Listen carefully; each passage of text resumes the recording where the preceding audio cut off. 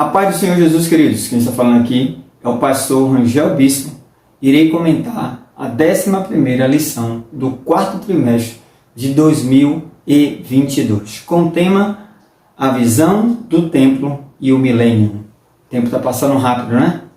Mas será uma aula objetiva, prática, resumida, em nome de Jesus. Vamos orar? Deus Todo-Poderoso, o Senhor que está acima de tudo e de todos.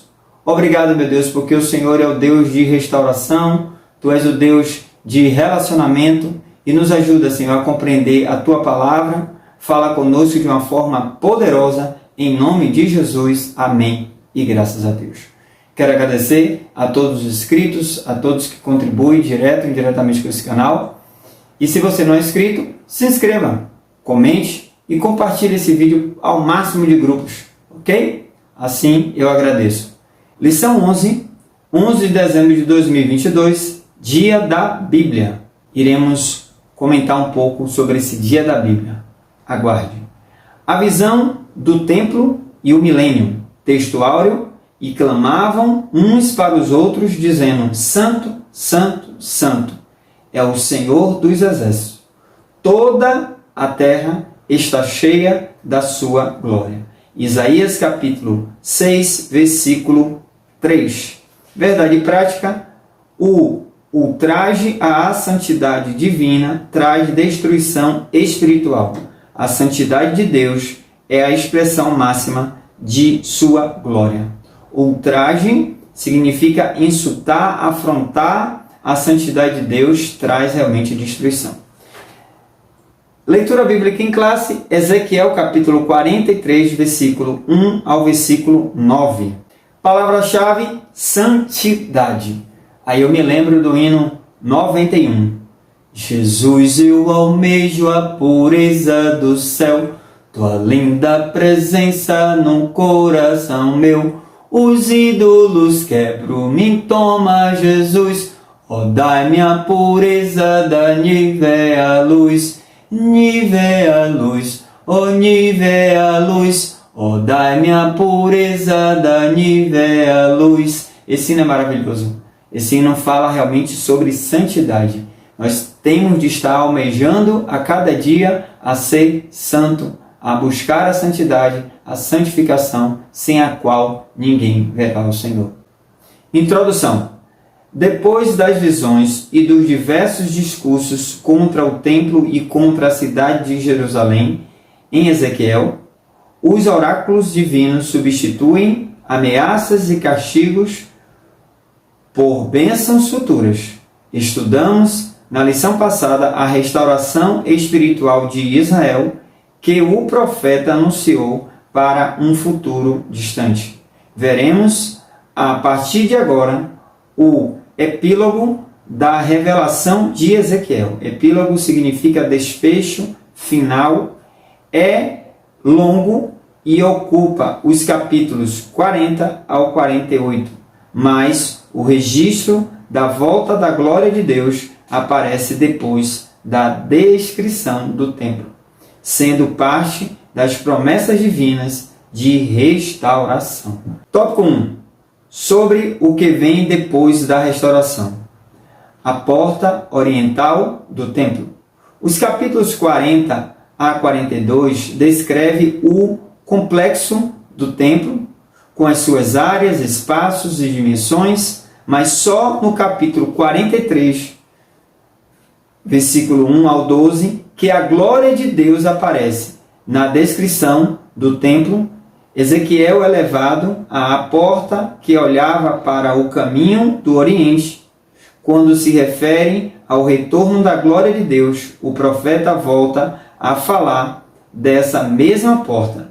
A intenção do Espírito Santo é fazer o destinatário original desses oráculos lembrar que quando a glória de Deus se afastou da casa de Deus, foi em direção ao Oriente, e que o seu retorno será pelo mesmo caminho. Pelo novo caminho, pelo novo e vivo caminho. Existia ali no tabernáculo uma única porta onde entrava no templo, no tabernáculo. E o Senhor, não existe outros caminhos. Muitos dizem, todos os caminhos vão levar a Deus. Não, somente um caminho vai levar você e eu para o céu. E Jesus sinaliza isso lá em João, capítulo 14, versículo 6. Ele disse, eu sou o caminho, a verdade e a vida. Ninguém vem ao Pai a não ser por mim. O retorno da glória de Deus foi justamente porque houve restauração, porque houve arrependimento daqueles remanescentes. Como na lição 4 que nós estudamos a respeito da retirada da glória de Deus, quando o Senhor se retirou porque estava acontecendo ali abominações, idolatria, prostituição, as pessoas estavam esquecendo de Deus, e aí foi quando o Senhor realmente saiu. Mas agora, depois da restauração, Ele quer um relacionamento com o seu povo novamente. Então, o Espírito Santo, porque Ele é santo. E todos nós temos de estar realmente buscando a ser santo. E ser santo é ser separado deste mundo. Por mais que eu e você pense, é difícil ser santo. Não, não é difícil. É somente você aceitar Jesus, negar a si mesmo, tomar a cruz e seguir a Jesus. Aí você se torna uma pessoa santa, separada das coisas desse mundo, buscando agradar somente aquele que é o nosso Salvador, Jesus Cristo. 3 observações importantes. Esse ser da visão do profeta como semelhança de um homem, Ezequiel capítulo 1, versículo 26, é o Messias pré-encarnado. Vimos a sua glória como a glória do unigênito do Pai, cheio de graça e de verdade. João capítulo 1, versículo 14. Quando veio ao mundo na plenitude dos tempos. Gálatas capítulo 4, versículo 4 ao 6, está escrito, mas vindo a plenitude dos tempos, Deus enviou seu Filho, nascido de mulher, nascido sobre a lei, para remir os que estavam debaixo da lei, a fim de receberem a adoção de filhos. E porque sois filhos, Deus enviou aos nossos corações o Espírito de seu Filho, a que clama, Abba Pai.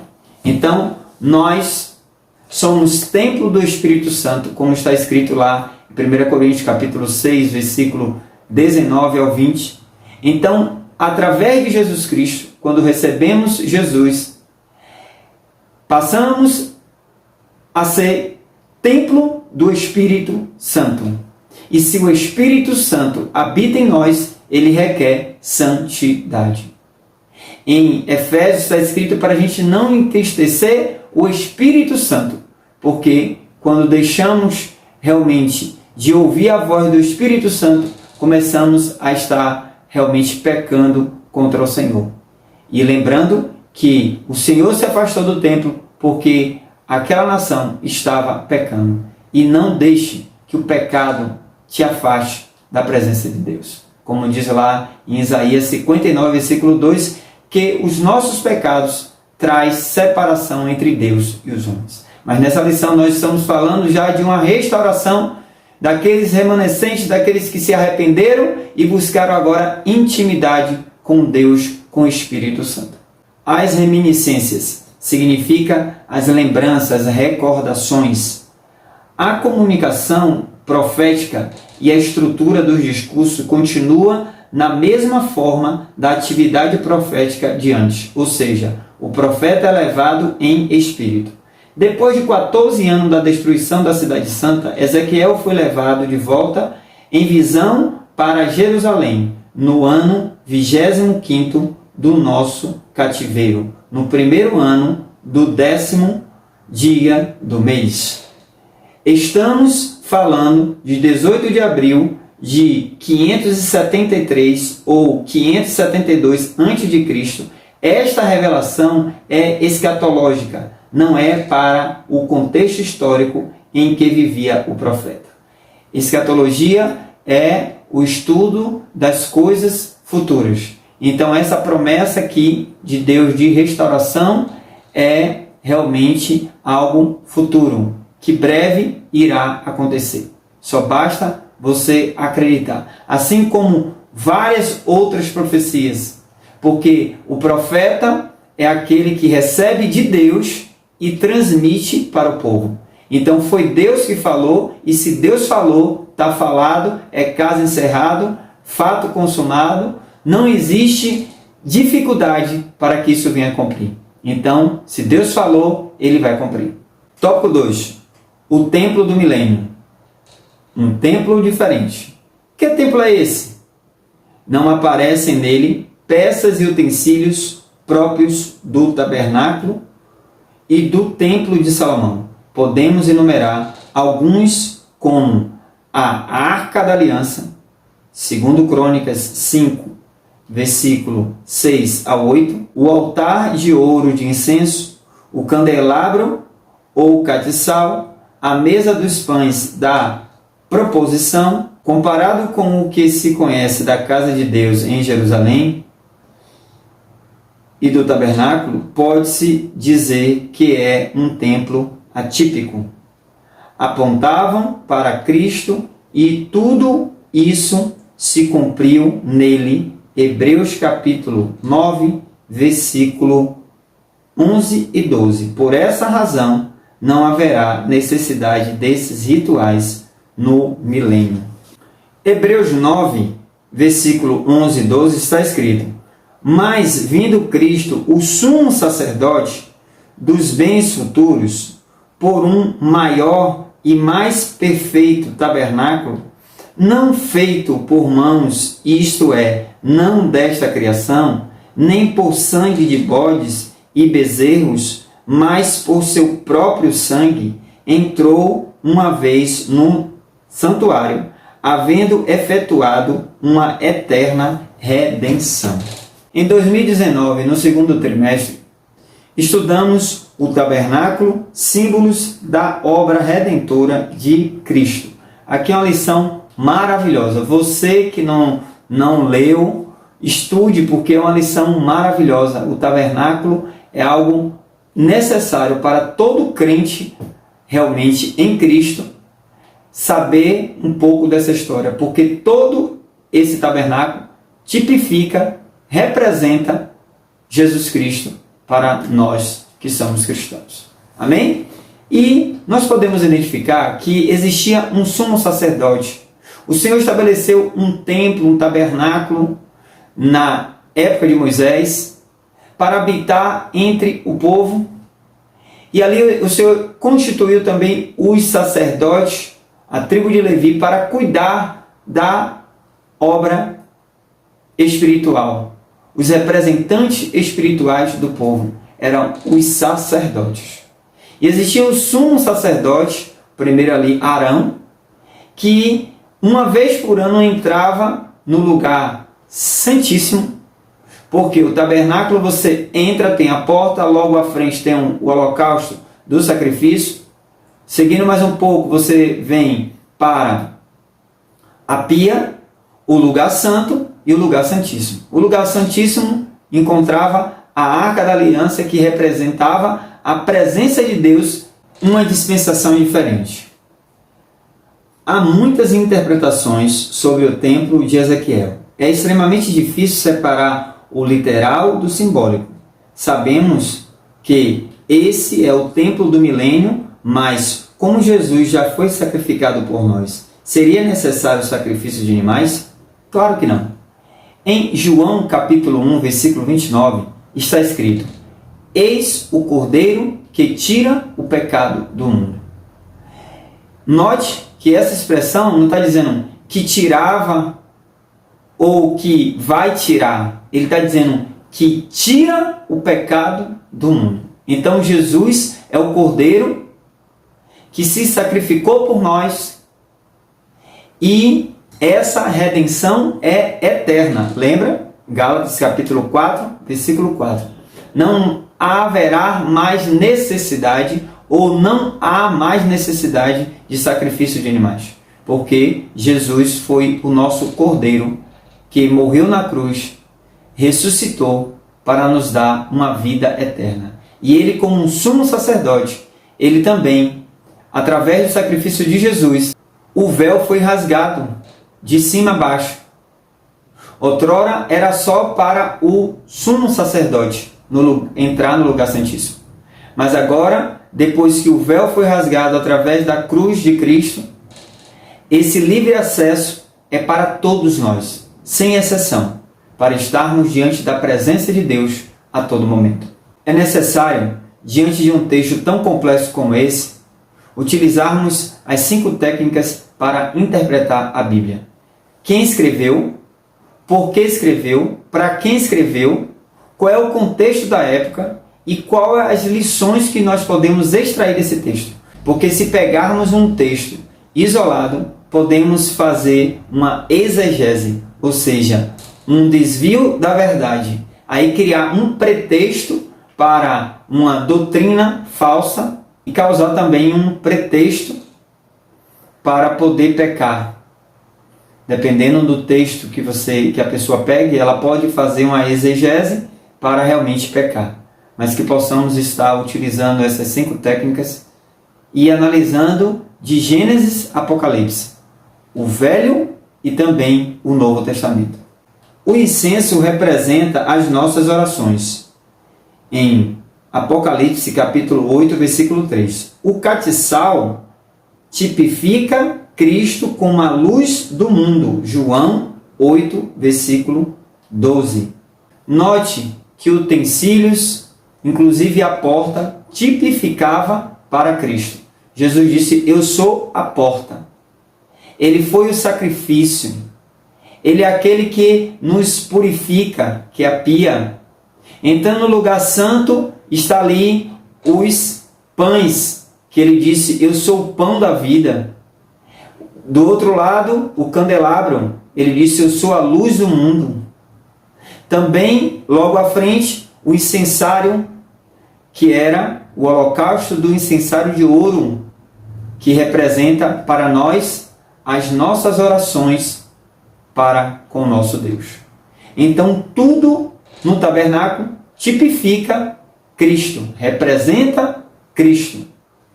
Um ritual diferente. Sem a Arca da Aliança, naqueles dias, diz o Senhor, nunca mais se dirá a Arca do concerto do Senhor. Nem lhes virá ao coração, nem delas se lembrarão, nem a visitarão. E isto não se fará mais. Jeremias capítulo 3, versículo 16. Ela não aparece no templo de Ezequiel e nem no templo de Zorobabel. Ela aparece pela última vez na Bíblia no reinado de Josias, segundo Crônicas 35, versículo 3. Depois disso, a arca desapareceu completamente da história. A arca da aliança era símbolo da presença de Deus e foi confeccionada pelos israelitas por ordem de Deus durante a peregrinação no deserto. Note que a arca representava a presença de Deus no meio do seu povo. E nos dias de Josias foi a última vez que foi vista, porque Josias foi um rei também diferente. Um rei que achou a lei do Senhor, que estava perdido dentro da casa do Senhor. Ele estava fazendo uma reforma física no templo, mas Deus requeria e queria dele uma reforma espiritual. Que pena que nos dias de hoje muitos estão construindo templos e megatemplos, porém a vida espiritual da igreja muitas vezes está em ruína. Mas Josias fez diferente. Ele parou a construção, a reforma física, para começar uma reforma espiritual naquela sociedade. E Josias foi um homem marcado por conta disso, porque ele amou, ele respeitou, ele buscou realmente estar completamente ligado e amando a Bíblia, porque nós temos de estar amando a Bíblia e obedecendo todos os seus mandamentos. Como explicar os sacrifícios no milênio?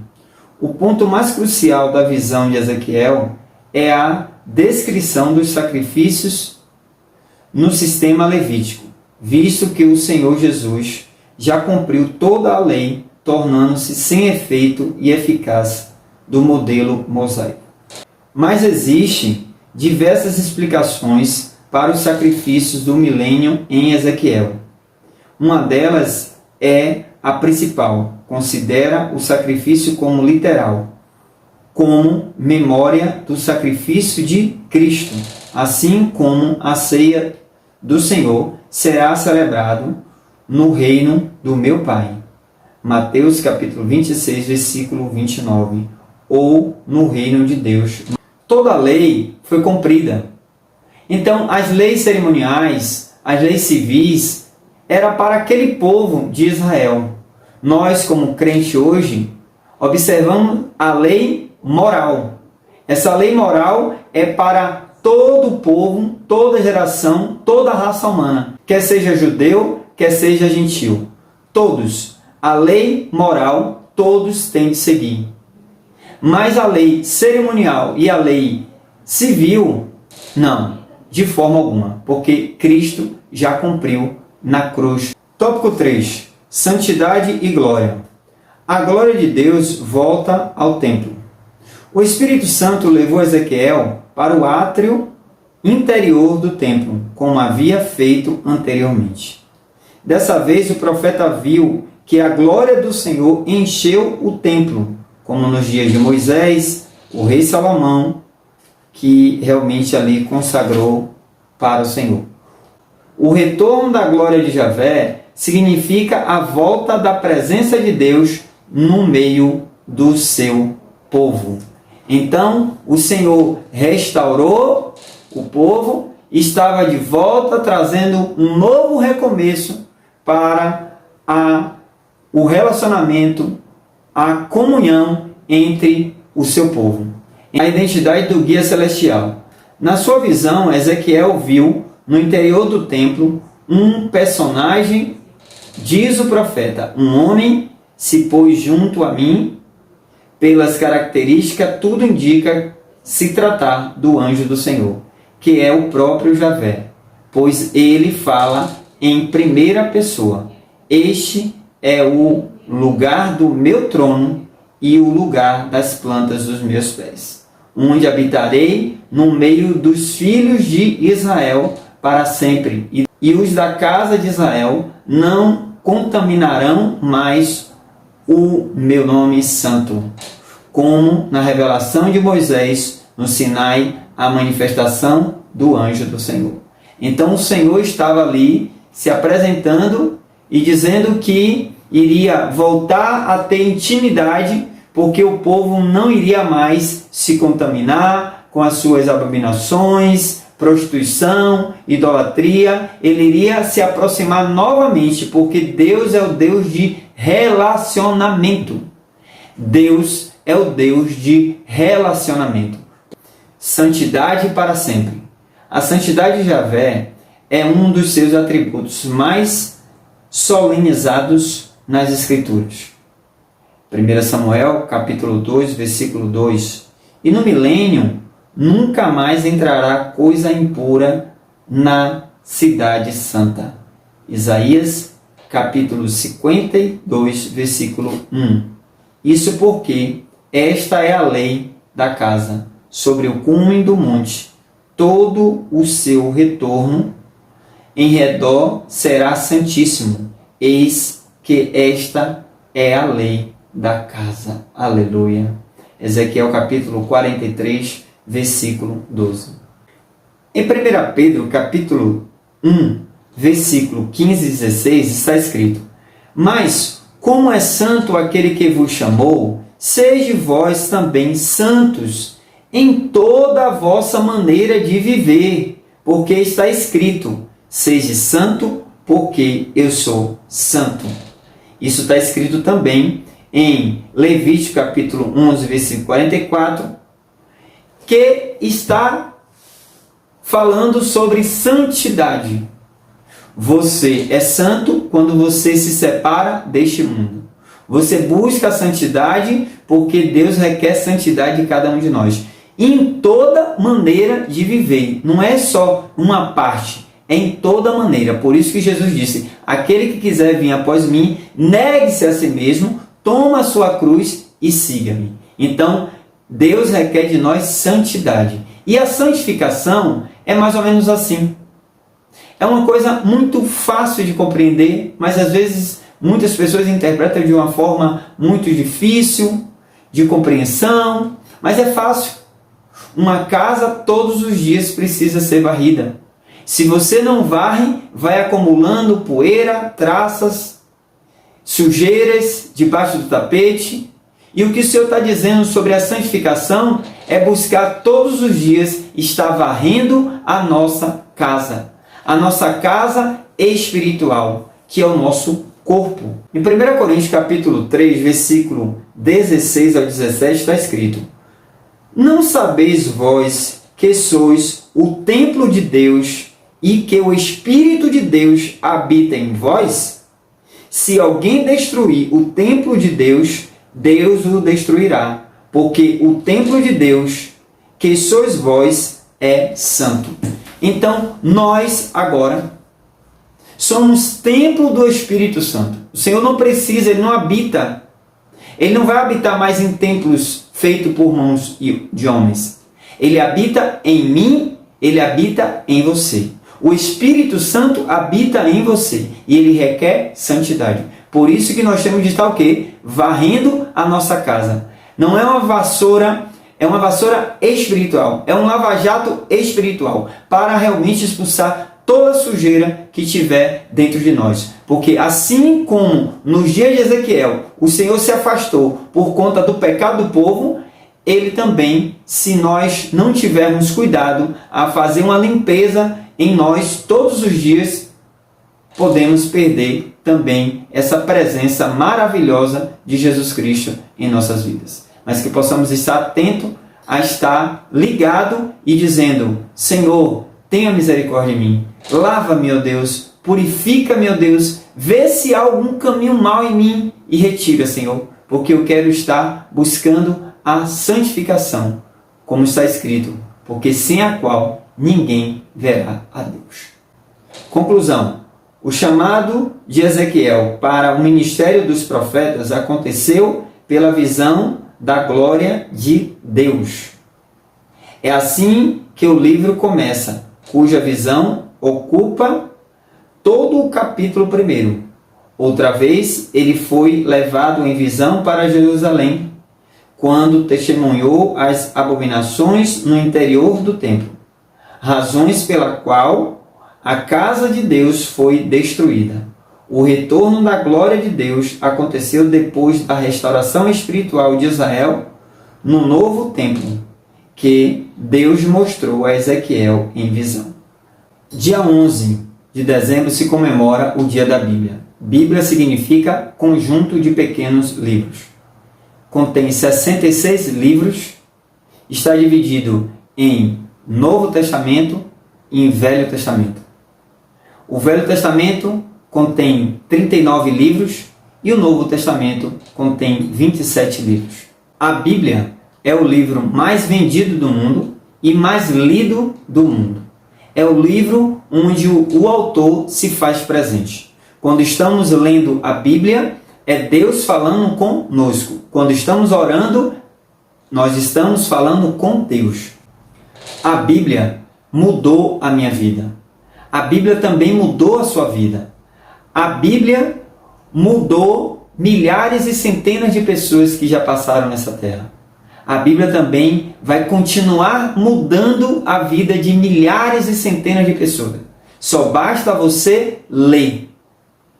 Em João capítulo 8, versículo 32 está escrito: e conhecereis a verdade, e a verdade vos libertará. A Bíblia é a única verdade absoluta. Por isso, nós temos de estar ouvindo o que Jesus disse em João capítulo 5, versículo 39. Examine as Escrituras. Ame a Bíblia. Salmos 119, verso 97, está escrito: ó, quanto eu amo a tua lei! É a minha meditação de todo o dia. Então, eu e você precisa estar amando esta palavra que liberta. E a palavra de Deus está escrito em Hebreus capítulo 4, versículo 12, porque a palavra de Deus é viva e eficaz, é mais penetrante do que qualquer espada de dois gumes, e penetra até a divisão da alma e do espírito, e das juntas e medulas, e é apta para discernir os pensamentos e intenções do coração.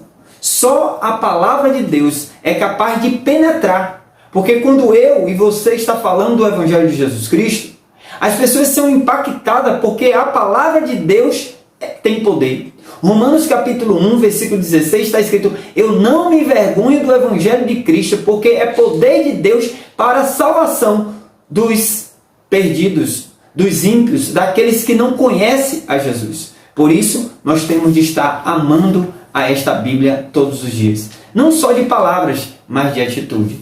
E na lição bíblica, terceiro trimestre de 2022, na lição anterior, essa lição maravilhosa, que fala sobre os ataques contra a Igreja de Cristo, as sutilezas de Satanás nesses dias que antecedem a volta de Jesus Cristo. É uma lição maravilhosa. E a lição 7 vai falar justamente da sutileza da relativização da Bíblia. Uma lição maravilhosa. Você que não visualizou, você que não assistiu, pare um pouco, porque você vai ser edificado através dessa lição maravilhosa. Ok, queridos? Você que gostou desse estudo, como forma de agradecimento, se inscreva, comente, dê o seu joinha e compartilhe esse vídeo ao máximo de grupos, certo? Desde já agradeço. Pastor Rangel, o senhor não vai profetizar? Sim, eu vou profetizar. Eu profetizo sobre a nossa nação brasileira. Essa nação brasileira pertence ao Senhor Jesus. Existem milhares de pessoas orando pelo nosso Brasil. O Senhor vai nos livrar. Assim como o Senhor perdoou os pecados daquela nação, o Senhor vai perdoar os nossos pecados cometidos nessa nação brasileira.